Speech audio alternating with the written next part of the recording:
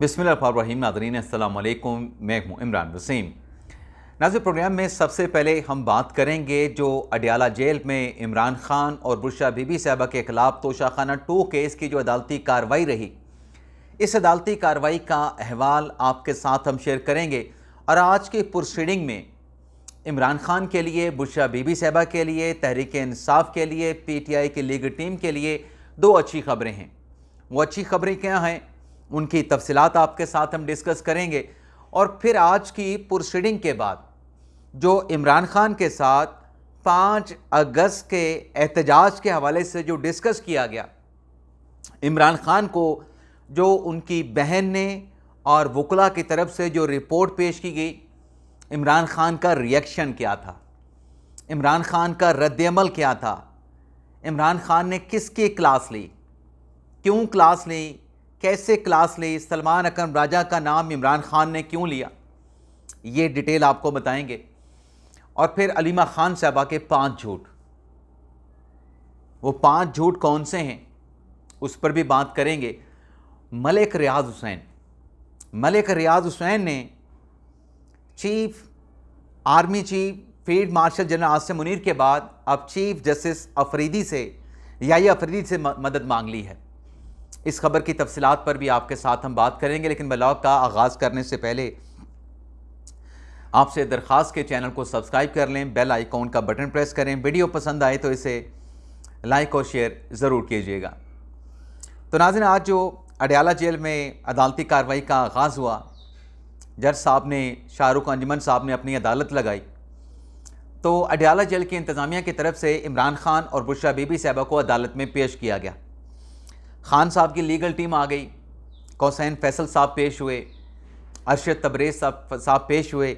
लेकिन जो game changer था वो थे सलमान सफदर साहब, जो पिछली कई समातों से तोशाखाना 2 केस में पेश नहीं हो रहे थे, क्योंकि उन्होंने इमरान खान के लिए सलमान सफदर ने अरशद तबरेज़ साहब की और हुसैन फैसल साहब की खिदमत जो है वो हायर की थी, क्योंकि ये दोनों वकील ट्रायल के मास्टर वकील हैं, एक्सपर्ट वकील हैं। लेकिन आज सलमान सफदर साहब एक एतराज़ उठाने के लिए अदालत में पेश हुए थे। वो एतराज़ ये था कि ये ओपन ट्रायल है, बेशक अडयाला जेल में समाअत चल रही है, लेकिन इस केस में प्रोसिक्यूशन की तो पूरी टीम आती है, लेकिन हमारे जो वकला पेश होते हैं, उनके मुआवन जो वकला हैं उनको आने की इजाज़त नहीं होती, मुंशियों को आने की इजाज़त नहीं होती। हमारी किताबें किसने उठानी है, हमारा बाकी जो सामान होता है वो किसने उठाना है। तो इस तरीके से तो फिर हमारे लिए आर्गू करना बड़ा मुश्किल है। तो फिर जज साहब ने जब ये बात सलमान सफदर साहब ने उनके सामने रखी, तो जज साहब ने उनका एतराज़ एक्सेप्ट किया। बल्कि सलमान सफदर साहब ने कहा कि अडयाला जेल के बाहर इमरान खान साहब की हमशीरगान सलमान सफदर साहब मौजूद हैं, उनको अंदर बुलाया जाए। तो जज साहब ने, एक तो जो मावन वकील है खान साहब के, खालिद यूसुफ चौधरी, बहुत लायल हैं माशाल्लाह, इमरान खान के साथ बहुत लायल हैं, उनको अंदर बुलाया गया। और तीनों बहनों में से अलीमा खान, उज़मा खान, नौरीन खानम में से जो उज़मा खान साहबा हैं उनको अंदर बुला लिया गया। अब अडयाला जेल की जब समाअत में दोनों अंदर चले जाते हैं, इमरान खान साहब की बहन भी और खालिद यूसुफ चौधरी साहब भी, तो पिछली समाअत पे एक गवाह पे जुज़वी जिरा मुकम्मल हुई थी। तो खान साहब के वकील हुसैन फैसल साहब ने अदालत से कहा कि आज वो जिरा नहीं कर सकते, जिरा मुकम्मल करने के लिए उन्हें आइंदा की तारीख दे दी जाए। जिस पर प्रोसिक्यूशन की जानिब से एतराज़ किया गया कि ये जानबूझ के इल्तवा लिया जा रहा है और प्रोसीडिंग को जो है प्रोलॉन्ग करना चाहते हैं। इसका कोई जवाब नहीं। हमने तो आज जिस गवाह पे जुज़वी जुरा की गई थी, आज ना सिर्फ उसको मुकम्मल करना था, बल्कि 2 गवाह हम और भी लेके आए हैं, उनके बयानात भी कलमबंद करवाने हैं। लेकिन अदालत ने जहाँ एतराज़ वाली बात मानी, खालिद यूसुफ चौधरी को, उज़मा खान साहबा को अंदर आने की इजाज़त दी, फिर खान साहब की लीगल टीम की बात भी मान ली। और आज की अदालती कार्रवाई को अदालत की तरफ से 9 अगस्त तक जो है वो मुलतवी कर दिया गया। यानी प्रोसीडिंग आज जो है कोई सब्सटेंटिव जो है वो कार्रवाई आगे नहीं हो सकी। अब आते हैं इस प्रोसीडिंग के बाद जो अलीमा खान साहबा ने मीडिया के साथ गुफ्तगू की। इस गुफ्तगू और अदालती कार्रवाई के दौरान जो खान साहब के साथ बातचीत हुई, वो मैं अभी अलीमा खान साहबा के जो 5 झूठ हैं उसके बाद मैं वो भी आपको बताऊंगा, क्योंकि सीक्वेंस इसलिए तोड़ रहा हूं कि अलीमा खान साहबा की बात सुनना भी ज़रूरी है कि वो अंदर क्या बात हुई है, वो बाहर क्या बता रही हैं। अलीमा खान साहबा ने कहा, एक तो उन्होंने शुक्रिया अदा किया कि चले मैं नहीं जा सकी तो मेरी बहन को जाने की अंदर इजाज़त दे दी। अलीमा खान साहब ने कहा कि बानी तहरीक इंसाफ एहतजाज पर बहुत खुश हुए, एहतजाज पे इमरान खान साहब बहुत खुश हुए। इमरान खान को बताया गया कि लाहौर से भी लोग निकले बड़ी तादाद में, खैबर पख्तूनख्वा में भी लोग बड़ी तादाद में निकले। और चौथी बात अलीमा खान साहबा की कि बानी ने उनके साथ जो अडयाला जेल में रवैया या सलूक रवा रखा जाता है, कभी इमरान खान साहब ने शिकायत नहीं की। ये 4 झूठ हो गए। अब देखें ना, खान साहब ने क्या कभी शिकायत नहीं की? ये खुद ही आके शिकायतें बताते हैं कि इमरान खान साहब को अखबार नहीं मिल रहा, इमरान खान साहब का टीवी बंद कर दिया गया है, इमरान खान साहब को साफ पानी नहीं मिल रहा, इमरान खान साहब को किताबें फराहम नहीं की जा रही। ये खुद ही तो आके बताते हैं कि खान साहब वो ये सब कुछ नहीं मिल रहा। बानी ने कहा मुझे ये नहीं मिल रहा, बानी ने कहा मुझे ये नहीं मिल रहा, मुझे 22 घंटे अंदर रखा जाता है। आज कहती हैं कि बानी ने कभी अपने साथ रवा रखे सलूक की शिकायत नहीं की। लाहौर में कितने लोग निकले? इमरान खान को बताया तो गलत बताया। KPK में कितने लोग निकले? बहुत लोग निकले। अलीमा खान साहबा कहती हैं हमने खान साहब को बताया। कितने लोग निकले आप खुद फैसला कर लें। और इमरान खान साहब खुश नहीं हुए इस एहतजाज पे। जो अलीमा खान साहबा कह रहे हैं कि इमरान खान साहब ने खुशी का इजहार किया, बहुत खुश थे इस एहतजाज पे, खान साहब बिल्कुल खुश नहीं थे। मैं बताता हूँ खान साहब ने क्या कहा, लेकिन पहले डिटेल सुन लें अलीमा खान साहबा क्या बता रही हैं। अब कंट्राडिक्शन आ रही है अलीमा खान साहबा के अपने स्टेटमेंट में कि बानी ने कहा कि लीडरशिप को गिरफ्तारियों से नहीं डरना चाहिए। अगर लोग इतनी बड़ी तादाद में निकले, पार्टी के रहनुमा निकले, तो खान साहब ने यह पैगाम क्यों दिया कि लीडरशिप गिरफ्तारियों से ना डरे, जेल जाने से ना डरे? खान साहब को बताया गया ना, अपनी बात की खुद नफ़ी कर देते हैं। मैं एक और मिसाल भी आपको देता हूँ। अडयाला जेल के बाहर सलमान सफदर साहब ने सलमान कमराज साहब ने गुफ्तगू की। 4 बातें उन्होंने कहीं, हर बात दूसरी बात से मुख्तलिफ थी, हर बात का दूसरी बात के साथ कोई रब्त नहीं था। पहले कहा कि जो रहनुमा एहतजाज के लिए अडयाला जेल नहीं पहुंचे उनको जवाब दे होना पड़ेगा, यानी मुतमिन नहीं हैं सेक्रेटरी जनरल पाकिस्तान तहरीक इंसाफ के। दूसरी बात की कि मेरा ख्याल है कि कल का दिन 5 अगस्त का दिन बड़ा कामयाब दिन था। तीसरी बात, इससे बेहतर हो सकता था, कामयाब था तो फिर बेहतर किस लिए करना। चौथी बात, लोग नहीं निकले, इस पे इमरान खान के साथ मुशावरत करूंगा। अब इन 4 बातों का आपस में कोई रब्त नहीं है, हर जुमला दूसरे जुमले को कंट्राडिक्ट कर रहा है। तो अलीमा खान साहब जो कह रही थी कि इमरान खान साहब बहुत खुश हुए, खुद ही उसकी नफ़ी कर दी कि इमरान खान ने, बानी ने पैगाम दिया है कि लीडरशिप जो है गिरफ्तारियों से और जेल जाने से ना डरे। और आगे कहती हैं, इमरान खान साहब ने कहा है कि जो हल्के खाली हो रहे हैं, जहाँ पे लोग डिस्क्वालीफाई हो रहे हैं, वहाँ पे कोई उम्मीदवार हम खड़ा नहीं करेंगे। मेरे ख्याल से गलती करेंगे। तहरीक इंसाफ को मैदान खाली नहीं छोड़ना चाहिए, इलेक्शन लड़ना चाहिए, मुकाबला करना चाहिए। बाकी खान साहब का अपना फैसला है। अचकज़ई साहब का भी यही प्रपोज़ल है, तहरीक तहफ़्फ़ुज़ पाकिस्तान का भी यही प्रपोज़ल है कि इलेक्शन लड़ें। और फिर उन्होंने बात की कि गंडापुर ऑपरेशन अगर नहीं रोक सकते तो बानी ने कहा है कि वो खुद फैसला करें गंडापुर के क्या करना है। 5वां झूठ वही दोबारा कहूँगा कि सलमान का एक बेटे का कार्ड जो है, नायकॉब जो है, वो गुम हो गया है, दूसरे का मिल नहीं रहा। मतलब कितने पक्के मुंह के साथ गलत बयानी करती हैं कि एक का गुम हो गया, दूसरे का मिल नहीं रहा। वो मतलब दोनों के गुम हो गए ना। और इस स्टेटमेंट से पहले कहा था कि दोनों के पास नायकॉप मौजूद है। बड़े धड़ल्ले के साथ, बड़ी दलेरी के साथ कहा था। 2 दिन के बाद अपना बयान ही जो है उसको नफ़ी कर दी।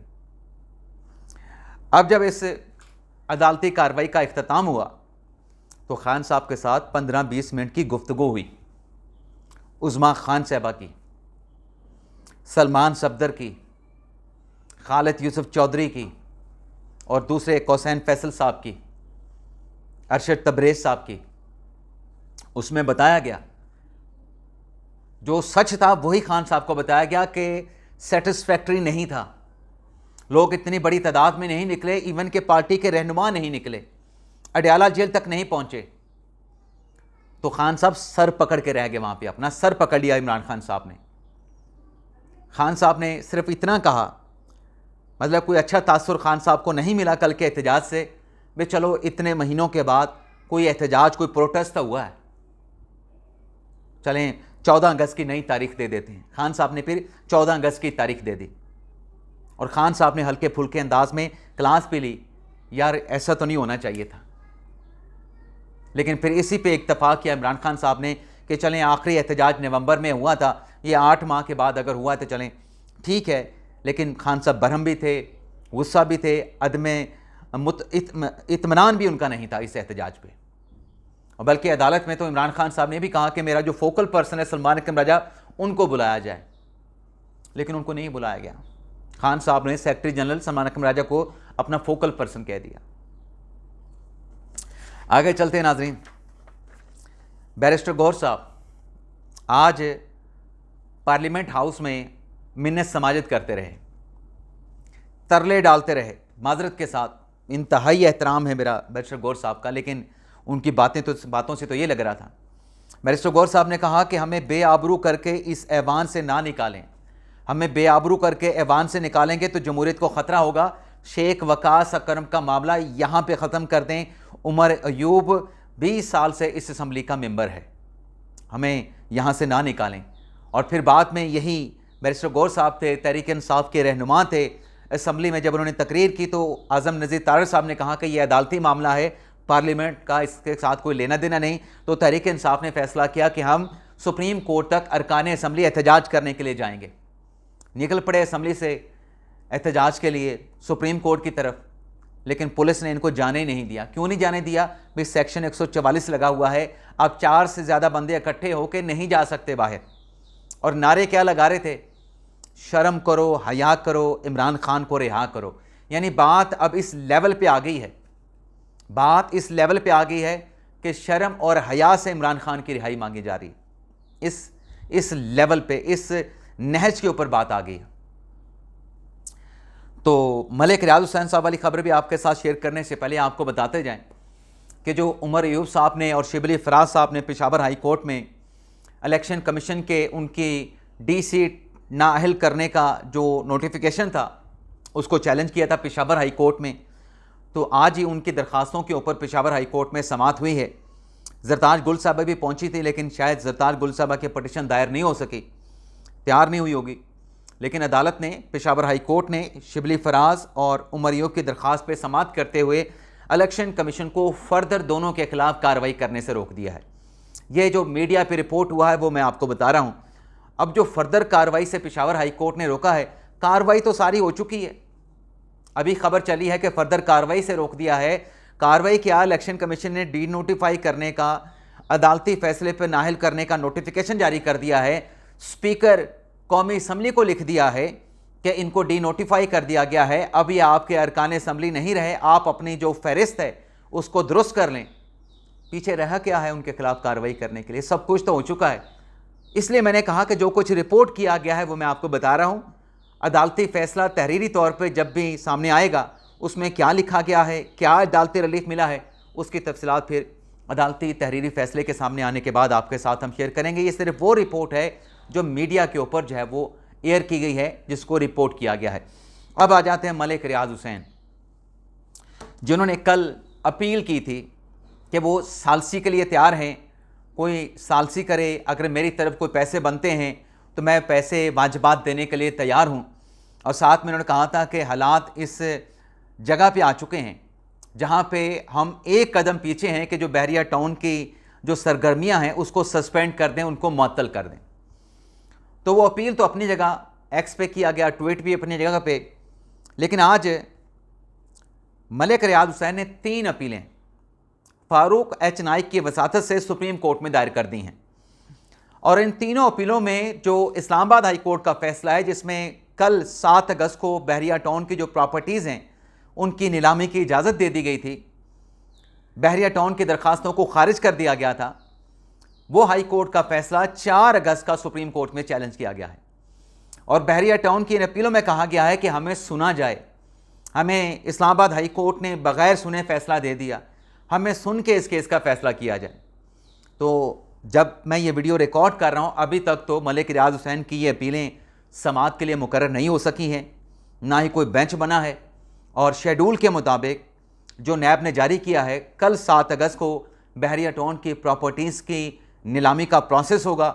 हो सकता है कि रात गए कोई कॉज लिस्ट जारी हो जाए और बहरिया टाउन की ये अपीलें समाअत के लिए मुकर्रर हो जाएँ, और अगर मुकर्रर हो जाती हैं और कल अगर हुक्म इम्तना मिल जाता है तो फिर शायद ये नीलामी का प्रोसेस रुक जाए। अदरवाइज़ अभी तक कोई ऐसी डेवलपमेंट नहीं है कि जो कल की बहरिया टाउन की प्रॉपर्टीज़ की नीलामी के प्रोसेस को रोक सके। इजाज़त चाहते नाज़रीन, अल्लाह हाफ़िज़।